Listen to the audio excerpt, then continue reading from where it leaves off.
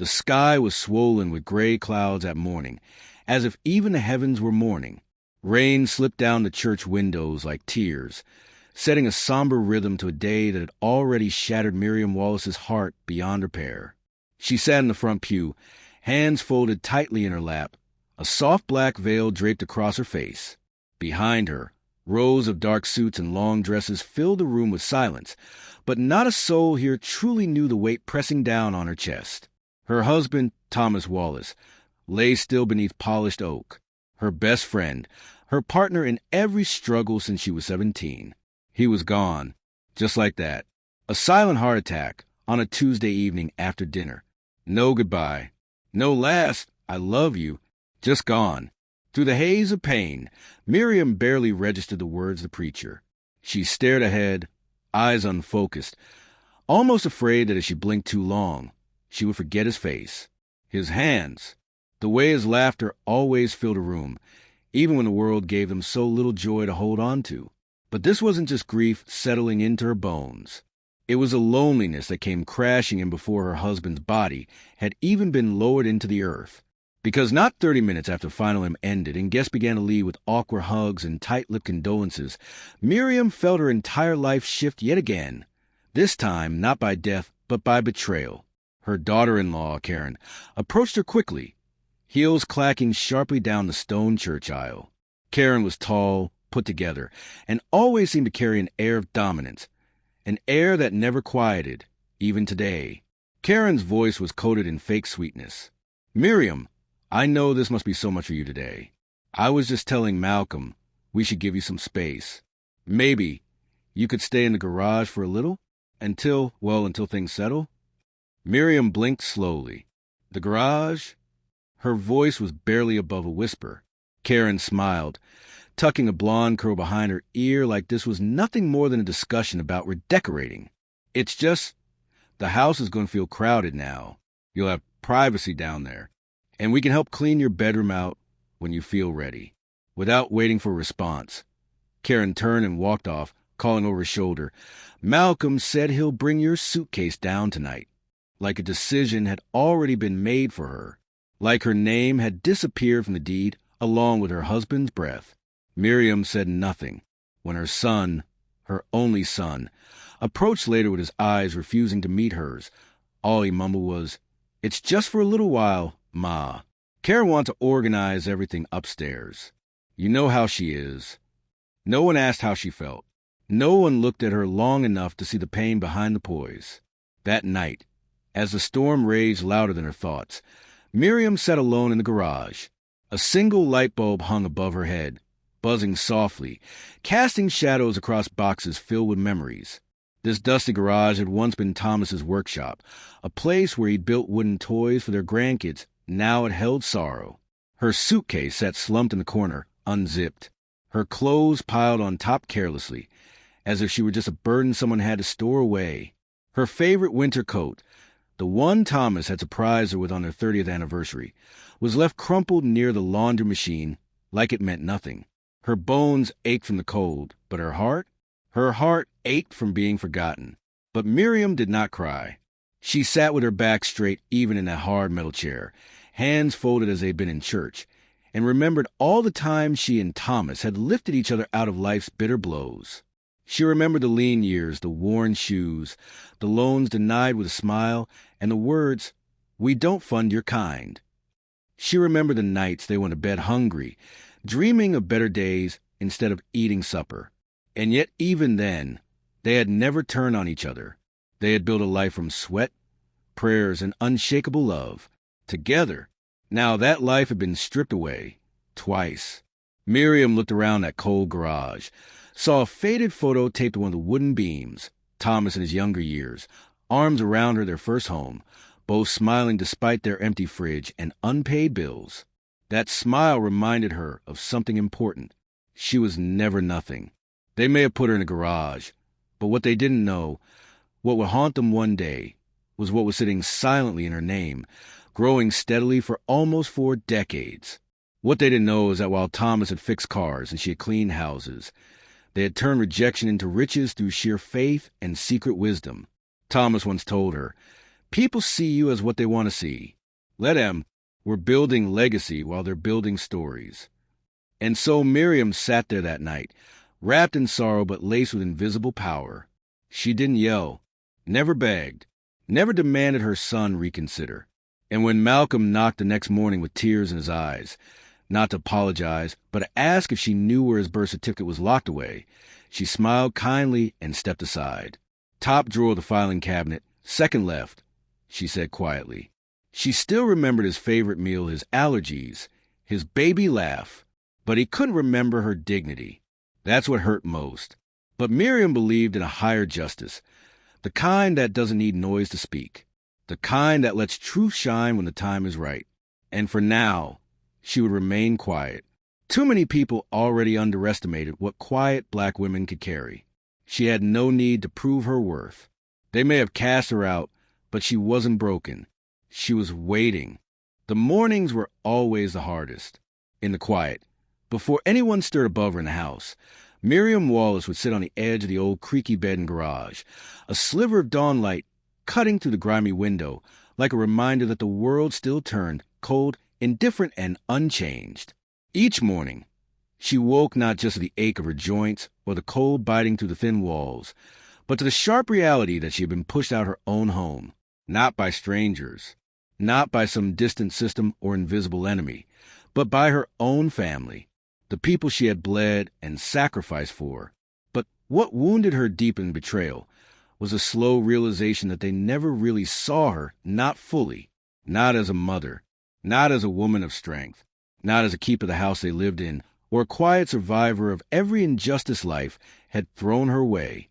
They only saw what they chose to see, someone they could forget, someone expendable. Karen's presence became louder with each passing day. She moved through the house like a queen in her palace. She rearranged furniture as if every trace of Miriam had to be erased to make room for her own version of peace. Pictures of Thomas and Miriam that once stood proudly on the mantel disappeared overnight. When Miriam asked quietly, "Where's the wedding photo from the living room?" Karen responded with a laugh. "Oh, I thought it was old-fashioned. Figured we could update with something more recent." Miriam said nothing, but inside, something loosened, something old and tired. The invisible thread she'd always use to hold herself together. Each time she went upstairs, to cook, to help fold laundry, or to find a quiet corner to read, Karen's cold eyes followed her, and the whispers were constant. "She's just sitting down there like she's a guest or something. Malcolm, you said she'd be out soon, remember? Maybe it's time we got real about this house. We've got a kid coming, and we can't raise a baby in a multi-generational setup." They spoke about her like she was some inconvenient leftover in the back of their fridge, waiting to be tossed out. And Malcolm, her boy, her baby, he never stood up for her.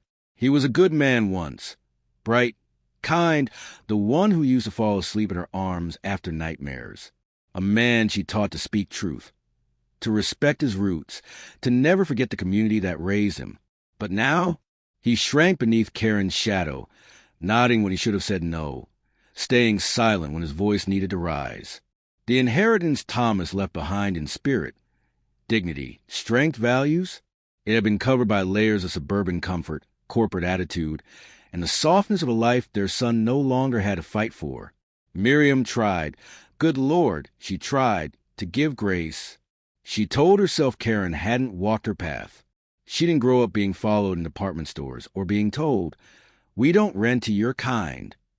She didn't grow up watching red lines on housing maps and knowing those lines were for her skin. Karen didn't know pain, not the same kind. But grace doesn't always ease injustice. It only cushions a fall. And Miriam was falling. One evening, she overheard Karen talking on the phone with a friend while walking down the hallway. The walls were thin. The words fell like stones. She's sitting on space, literally. It's just her down there, doing nothing. We might lose a whole room if this keeps going on. We have to eventually get her out. It's not like she's adding anything. I mean, she doesn't even pay rent. It wasn't just white dominance. It was erasure, as if years of sacrifice, of sweat and survival, could be dismissed because they couldn't be monetized, as if her worth had expired. But Miriam, she wasn't angry. No, she was heartbroken. Not a weeping, loud kind of heartbreak, but that soul-deep sadness that makes you quiet prayer, that makes you trace the rim of a teacup, thinking of the hands that once held it with you. Thomas had known all along that this day might come. He'd mentioned it once, years ago. The way family can turn unfamiliar when money and comfort twist values. He'd said, "The hardest betrayal isn't from the world, baby. It's from the people who used to sit at your kitchen table." Miriam hadn't understood that fully until now. And yet, she still cooked Malcolm's favorite meals on Sundays. She still folded their towels neatly when the laundry was left out too long. She watered the plants Karen forgot existed. She still knelt beside that bed in the garage every night and prayed, not for revenge, but for release, for understanding, for peace. What they didn't know was this. The garage they sent her to, the symbol of her displacement, was in fact a sacred place, because right above her head, hidden in the ceiling panel where Thomas used to repair wiring years ago, sat a fireproof case containing keys to bank accounts, property deeds, investment portfolios, and letters her children had never read. A carefully built empire neither Karen nor Malcolm had any clue existed. $19 million. Quietly grown, bit by bit, decade by decade, in a world that tried to rob them of every opportunity. Thomas and Miriam had built in silence. They had invested, bought abandoned land in Atlanta before the boom, and trusted the words an accountant Thomas had once saved from financial ruin during his train yard days. Only loyalty and love led that man, a good-hearted white gentleman named Bernard Whitfield, to help them create hidden trust funds, blue-chip investments, and assets that were now worth millions. But they kept it secret, not for pride, but for protection. Miriam had once seen her cousin lose everything in a family fight over a will. She watched churches split families over land they never even tilled. So she and Thomas never bragged, never hinted. They told their kids were getting by, even long after they could buy 3 houses without a mortgage. Now, Karen wore pearls and plotted power moves over a house that wasn't even legally fully hers. And Malcolm, he believed his silence kept the peace. But they were both blind to what stood before them. Miriam did not raise her voice over dinners. She did not remind them that her name was still on half the title. She didn't even mention, just yet, that she owned the back 2 lots that Karen wanted to turn into a guest house. Because Miriam knew something that pain had taught her long ago. Revenge is temporary. Legacy is eternal. One morning, while sipping lukewarm tea by the garage window, Miriam looked out at the old oak tree in the yard, the one she and Thomas had planted as a sapling the year Malcolm was born. It now stood tall, roots deep, branches high, whether through storms and droughts no one would guess just by looking. She smiled softly. "I'm the tree now, Tom," she whispered into the stillness. And just like that tree, she would not be moved. The rain had come again. Soft, steady. A kind of rain that didn't crash down, but whispered, kissed the windows, dripped along the gutters, and made the whole world feel like it was wrapped in memory. Miriam sat alone in the garage, hands wrapped around a chipped mug of tea, eyes fixed on a faded box in the far corner. She hadn't touched it in years. It had Thomas's handwriting on the lid. Warehouse receipts, 1995 to 2004. But that box wasn't just receipts. It was testimony. Quiet proof of what they had built under the weight of the world's judgment. She stood slowly, the ache in her knees reminding her of every floor she had scrubbed, every bus she'd taken in the blistering Georgia heat, every year she worked behind a diner, counter being called sweetheart by men who never once asked her name. When she opened the box, time unraveled. Yellowing papers, business cards from old friends now dead or long moved away, a notebook with Thomas's neat handwriting. And just beneath it all, the corner of an old photo. She pulled it free gently. It was Thomas, younger, standing outside an empty lot with a rusted for sale sign behind him. No one else had believed that land was worth anything. It sat on the bad side of town, surrounded by crumbling sidewalks and boarded windows. But Thomas had said something back then that stuck with Miriam. Don't just look at what something is. Baby, look at what it can be. And that's what they'd done, not just with land, but with their entire life. They took what was broken, what was overlooked, what no one else wanted, and made it beautiful. Back in the 1980s, Thomas had tried to get a small business loan from 4 different banks to open a garage. He had experience. He'd been fixing cars since he was 16, had a mechanic certificate, and a plan written out on paper with every number in place. But every time he walked into those offices, his dark skin walked in before his paperwork did. We're not funding startups in that zone right now. We're prioritizing other applications. Maybe if you had a white cosigner. He came home the 3rd time trying to smile, but Miriam saw it in his eyes. That lost look. The one black men get when the world keeps closing door after door on them, no matter how polite they knock. Miriam had taken his hands that night and said, "We'll build it ourselves, Tom, $1 at a time." And they did just that. They picked up weekend jobs. Miriam cleaned houses in neighborhoods where people avoided her eyes but never forgot to leave lists. Don't touch the silverware, please. Don't go in the master bedroom. Be sure to wear gloves. Thomas picked up maintenance work at 2 different train yards, sometimes staying overnight just to take the early morning shift. They rarely had dinners together, but when they did, it was by candlelight with $1 spaghetti and laughter that couldn't be bought. Every dollar they saved went into 2 things, stocks and land, and they did their research. Libraries, newspapers, word of mouth. Whenever a piece of forgotten property came up in rundown areas, they scraped together everything they could to make it theirs. We don't buy based on what it is, Thomas would say again and again. We buy based on what is taken from us, and we take it back. And so, while the world looked away from them, they looked ahead.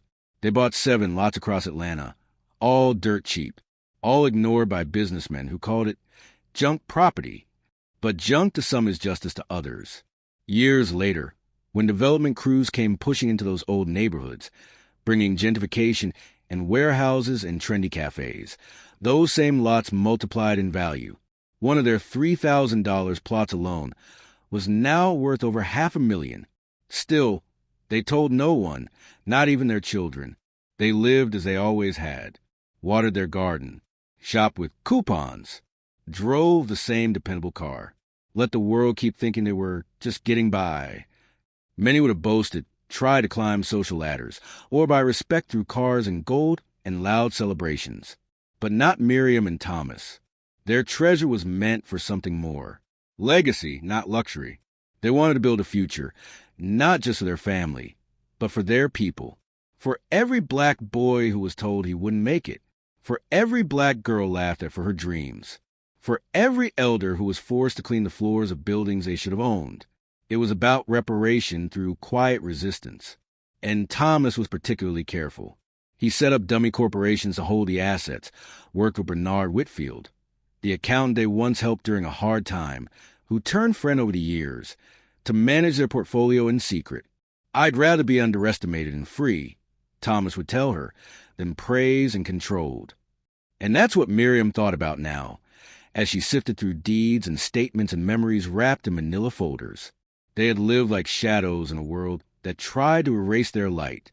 Yet here it was, glowing on paper, undeniable. She looked around the garage, the very place where her family thought they had reduced her to nothing, where Karen had gleefully assigned her to stay out of the way, and laughed, not cruelly, but softly, wholeheartedly, because they didn't know. They didn't know the weight of this place, the sacredness it carried. This wasn't exile. This was a throne carved out of sweat, built with hands blistered by work that others never saw. This was victory, quiet, black, and undeniably earned. And when her son walked past that evening, avoiding her eyes as usual, she didn't try to get his attention or seek apology. Instead, she studied him. Your own blood, your own boy, so close, and now so far from the values planted in him. The seed had taken, yes, but the tree had leaned too far toward the sun, forgetting the roots that reached deeper under struggle. Still, she didn't hate him. Even trees that lean can be straightened. She closed the box carefully and tucked it away once more. Tonight, she would write her first letter to Bernard since Thomas had passed. It was time to start the final chapter. Something had to be done with the legacy. It couldn't just sit in silence anymore, because what they had built wasn't just for them to die with. It was time it became what they always dreamed, a fire too bright to shadow. The first time Miriam Wallace spoke in weeks, really spoke, not just shared polite answers or offered kitchen directions. It wasn't loud, it wasn't planned, and it certainly wasn't angry. It started with a message: dinner at the house. Sunday, 7 p.m. I've made something special. I'd like us all to sit together for once. Please be on time. She kept it short and civil. It was sent through the family group chat, which she rarely used. But that made it even more startling. The fact that it came from her, unprompted and without explanation. Karen read the message out loud that morning, lips curled like it was a joke. She made dinner and invited us. Malcolm looked at the phone, then at his wife, eyes uncertain. She used to cook Sunday dinner a lot, remember? Karen shrugged, still half smiling. Sure, but does this mean she wants to come back upstairs? Because we really need to establish boundaries before. Malcolm didn't reply. He didn't have the words he used to. That Sunday, the house smelled like it used to, like rosemary and slow-cooked beef, like baked cornbread, and something warm and familiar that made even Karen pause halfway down the stairs. Miriam had woken before sunrise. She put on her best blouse, the deep plum one Thomas used to love, and even wore the soft scarf he brought back from Savannah on a long-ago day trip. Her hair was done, her hands were steady, and her mind was clear. She had waited for this moment, not with bitterness, but with purpose. Everything in the dining room was set with care, matching plates, cloth napkins, the good silver, not the plastic ones Karen had gradually replaced Miriam's things with. The beautiful wedding cutlery, once tucked away in the wooden drawer like treasure. She used everything real tonight. By 6:58 p.m., Miriam sat quietly, hands folded, waiting. At exactly 7:03 p.m., the three of them entered the room. Malcolm, Karen, and little Naomi, only 3 years old, clutching her blanket and half asleep in her father's arms. What they saw froze them mid-step. Miriam stood at the head of the table, not in the corner, not behind the stove, not waiting for instructions. She was standing there like she belonged, like she had always belonged. And she did. Her eyes met Malcolm's first. Then slowly Karen's. "I've made pot roast," she said. "And your favorite, Malcolm, sweet yams like your father used to make." They sat in silence, unsure if this was a goodbye or a request, or maybe an apology. But it was none of those. Not tonight. For the first 5 minutes, not a word was spoken. They passed plates. There was a clink of spoons, Naomi's soft hums, the creak of chairs. Miriam did not speak much, because she was watching. She was witnessing this family down to its final layer, seeing and listening like a mother does when she already knows the answer. It wasn't until Malcolm set down his fork and looked up that something shifted. "Ma," he said, cautious, "is there something on your mind?" She smiled gently. "Yes, I believe it's time I told you all a story." Karen sat up, unsure. "A story?" "Yes," Miriam said. "The one none of you ever asked to hear." For nearly an hour, Miriam spoke, not in fury, not in defense, but in the calm, rich tone of a woman who had carried everything in silence for too long. She spoke about Thomas, about their first business dreams, about being denied loans because of their color, about how they'd scraped every penny and invested in land the world spat on, land that became gold when gentrification came hunting. She spoke about the jobs they worked, her wiping toilets in mansions where women held their purses tighter around her, pastry shops that paid her less because she didn't match the image of cashier. She worked for families who laughed while she cleaned their mess, and she did it with grace. And how even while being dismissed, she never lost her dignity. She told them about the night she and Thomas made a pact to build in secret, because the world didn't deserve to know how powerful they truly were. She even spoke about Bernard, the accountant whose life Thomas had changed long ago, who in return helped him legally structure a quiet empire worth $19 million today. Karen gasped. 19? Miriam nodded, still calm, still kind. Yes, hidden beneath your feet, protected in accounts you can't access, secured through trust you never even knew I had the wisdom to create. Karen's mouth opened, but no sound came out. Malcolm stood. "Why didn't you ever tell me?" he asked softly. Miriam sat back, her hands no longer trembling. "Because I was waiting to see who you would become when you thought I had nothing," she said. "And now I know." The words didn't sting. They revealed. She reached beneath the table and pulled out a slim envelope. Placing it in front of Malcolm, inside it was a letter titled, "To my son, the one I raised with hope." Then came 2 folders, one marked Donations and Legacy Fund, the other Wallace House Trust Community Impact. "I've already spoken with Bernard," she said gently. "A portion of our wealth goes immediately to scholarships for Black students, trade programs for single mothers like me, and a women's clinic on one of the lots Thomas and I kept. But—" Karen blinked fast, like her world was suddenly salt water. "You will get something too," Miriam added, but her voice held steel beneath the silk. "Because I believe in kindness, even when it is not returned." She looked at Karen, not to destroy her, but to open a mirror. "I've cleaned for women like you," Miriam said softly. "I've smiled at them even when they mocked my shoes. And yet I serve with grace, because I knew who I was inside could never be reduced by where I was placed."